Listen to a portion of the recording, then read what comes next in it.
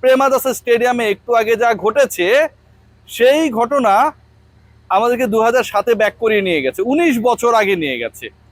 2007, যেই সময়টায় সবশেষ ক্ষমতায় ছিল বাংলাদেশ ন্যাশনালিস্ট পার্টি। এরপর থেকে আসলে একটা বিশাল অপেক্ষা ছিল দলটার। এবং একইভাবে ওই বিএনপির জয়ের সাথে আমার কাছে কেন যেন মনে হয় যে জিম্বাবুয়ের লাস্ট যে অস্ট্রেলিয়ার বিপক্ষে বিশ্বকাপের উইন, সেটা খুব সামঞ্জস্যপূর্ণ, যে এরপরে আর তারা অস্ট্রেলিয়াকে হারাতে পারেনি টি-20 ফরম্যাটে। বিএনপি জেতার পরের দিন জিম্বাবুয়ে অস্ট্রেলিয়াকে বিশ্বকাপে আরো একবার, এবং ওই 7-এর পরে নেক্সট যেদিন দেখা হলো 19 বছর পরেই তাদের টি-20 বিশ্বকাপে দেখা হয়েছে এই দুই দলের, টানা দ্বিতীয়বার হারিয়ে দিল।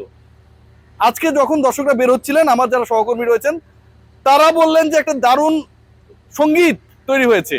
তারা গান গাইছিল, এ মুজারাবানি এ মারুমানি, এ মুজারাবানি এ মারুমানি। মানে মারুমানি মানে হচ্ছে তাদের ব্যাটার, সে 35 রান করেছে 21 বলে। আর এ মুজারাবানি, সে আবার হচ্ছে তার ক্যারিয়ার বেস্ট বল করেছে, 4টা উইকেট নিয়েছে। এবং আজকে এ মুজারাবানি 100 উইকেট টি-20 ক্যারিয়ারের অর্জন করেছে। অসাধারণ একটা অবস্থা। এবং এই যে এ মুজারাবানি এবং এ মারুমানি, যারা এই গানটা গাইছিল তাদেরকে যখন জিজ্ঞেস করা হয়েছে যে তোমরা তো সেকেন্ড রাউন্ডে চলে যাচ্ছ, তাহলে 2 আউট অফ 2, এরপরে যে দুইটা ম্যাচ রয়েছে শ্রীলঙ্কার বিপক্ষে, আয়ারল্যান্ডের বিপক্ষে, তোমরা কতটা হোপফুল, তারা রীতিমতো খেপে গেছে যে কিসের 2 আউট অফ 2, আমরা ফাইনাল খেলতে চাই। শ্রীলঙ্কাকে আমরা গুনি না, অস্ট্রেলিয়াকে হারিয়ে দিয়েছি। ডেফিনেটলি একটা দল যদি অস্ট্রেলিয়াকে এভাবে হেসে খেলে হারায়, 20 ওভারও খেলতে দিল না, মুজারাবানি 17 রানে 4 উইকেট নিল, মারুমানি এবং অন্য ক্রিকেটাররা ব্যাট হাতে জ্বলে উঠলো, এবং শেষ পর্যন্ত 23 রানের মানে অনেক বড় উইন এটা বলতে পারি। টি-20 ফরম্যাটে আপনি 146-এর মধ্যে অস্ট্রেলিয়াকে আটকে ফেললেন। টি-20 ফরম্যাটে জিম্বাবুয়ে, যারা আগের টি-20 ফরম্যাটে ওয়ার্ল্ড কাপ খেলতে পারে নাই, সেই দলটা এবার প্রত্যাবর্তন করে টানা 2 ম্যাচে 2 জয়, 170-এর কাছাকাছি একটা স্কোর করলো।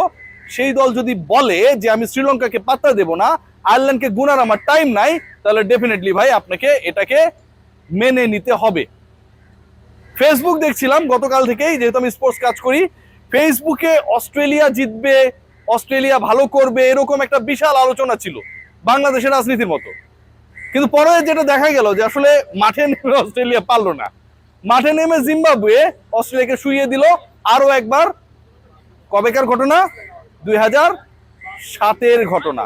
সেই 7-এর পরে 19 বছর পর আরো একটা বিশ্বকাপে আরো একবার জিম্বাবুয়ে অস্ট্রেলিয়াকে হারিয়ে এখন ফাইনালে চোখ দেখছে। কেন এত আলোচনা? কারণ আলোচনা হচ্ছে যে গতকাল আমি লিলি হুইপশিয়া বডি ওয়াশ দিয়েছিলাম, এখনো ময়েশ্চার ধরে রেখেছে বডির মধ্যে, কিন্তু বাংলাদেশ যে নেই। ময়েশ্চারের মতো করেই এই ময়েশ্চার যেমন ধরে রাখা হয়েছে, বাংলাদেশ যে নেই সেই কষ্টটাও এখন পর্যন্ত হৃদয়ের মধ্যে রেখে দিয়েছি ভাই। জিম্বাবুয়ে যখন জিততে পারে, অস্ট্রেলিয়াকে হারিয়ে দেয়, যখন নেপালের বিপক্ষে ইংল্যান্ড অলমোস্ট খাবি খাচ্ছিল, ঠিক তখন ইংল্যান্ডের গ্রুপে অথবা আয়ারল্যান্ডের গ্রুপ পরিবর্তন হয়ে যদি বাংলাদেশ বি গ্রুপে চলে আসতো, এই বাংলাদেশ ওয়ার্ল্ড কাপটা অন্যরকম হতে পারতো। আজকে ইন্ডিয়ান এক জার্নালিস্ট বলেছে তোমাদের আসিফ নজরুলের কি হবে। আমরা যদিও এই ব্যাপারে ভাবছি না, বাট আলোচনা কিন্তু হচ্ছে। কারণ বাংলাদেশ যেই ডিসিশনটা নিয়েছে, সেই ডিসিশনটা অনেকটা হ্যাকলিং ডিসিশন। রাস্তার মধ্যে টেসলা চলে না, আপনারা দেখবেন কখন ব্রেক করে, কখন গতি বাড়ায়, কখন কোনো একটা মাইক্রোবাসের সাথে লাগিয়ে দিয়ে টেসলা ড্রাইভার বলে আমি গরিব মানুষ, যে কারণে লাগিয়ে দিয়েছি। বাংলাদেশের ক্রিকেটের ক্ষেত্রে বৈশ্বিক আসরে খেলা না খেলার ডিসিশনটা অনেকটা যেন টেসলা ড্রাইভারের মতো কনভিনসিং ছিল না। একবার মিনিস্ট্রি বলছে যে এটা বিসিবির ডিসিশন, একবার বিসিবি বলছে মিনিস্ট্রির ডিসিশন, পরে আবার মিনিস্ট্রি থেকে উপদেষ্টা বলছে যে এটা আসলে আমরা বলেছিলাম, কিন্তু ক্রিকেট বোর্ড যদি আপত্তি করতো তাহলে আমাদের কিছু করার থাকতো না। মানে ক্রিকেটার এবং ক্রিকেট বোর্ড, আমার অতি প্রিয় বুলবুল ভাই কেমন আছেন? আসসালামু আলাইকুম। এবং আমাদের ক্রিকেটাররা নাকি এই সিদ্ধান্ত নিয়েছে, যদিও লিটন কুমার দাস কোনো কিছুই জানে না, নো কমেন্টস বলেছে আমি জানি না। End of the day Bangladesh এই বিশ্বকাপে নেই। End of the day Nepal ইংল্যান্ডকে চোখ রাঙায়। এন্ড অফ দ্য ডে অস্ট্রেলিয়াকে জিম্বাবুয়ে হারায়। End of the day Zimbabwe সমর্থকরা এখানটায় গান গায়, এ মুজারাবানি এ মারুমানি। আমরা জয় বাংলার পতাকা উড়াতে পারি না। বাংলাদেশে খেলা হয়, এবং ভারতের যে খেলা, সেই খেলাটাও তো বাংলাদেশে সম্প্রচারিত হয়েছে, বুঝতে না? ইন্ডিয়া যে খেলেছে লাস্ট ম্যাচ সম্ভবত ওমানের বিপক্ষে না, সেই ম্যাচটাও তো ভাই বাংলাদেশে সম্প্রচারিত হয়েছে। তাহলে ইন্ডিয়ান ম্যাচগুলো আপনারা বাদ দিতেন, সেটা আপনারা দেখাই দিচ্ছেন কেন?